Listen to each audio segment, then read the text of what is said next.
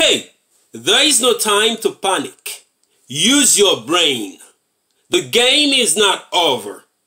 Ou nan playoff la vie, ou gen yon rêve pour réaliser. Ou gen yon bagay pour réaliser. Ou pa gen pour ap gade dépasser ou. Ou pa gen pour ap gade en arrière. Ou doit rester focus dans ça que ou besoin réaliser yo. C'est ça que fait. Ou doit utiliser outils mental yo. Ou doit faire perception pour le connecter avec mémoire.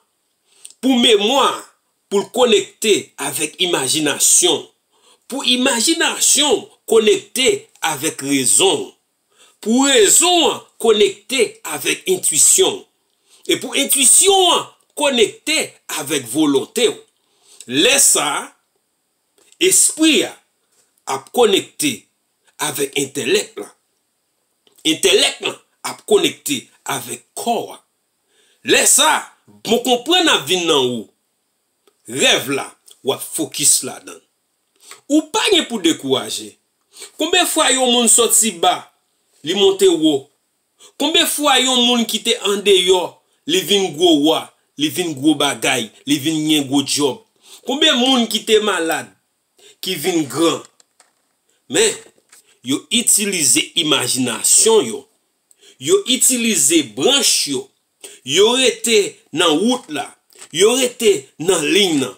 Via vin facile, prendre facile.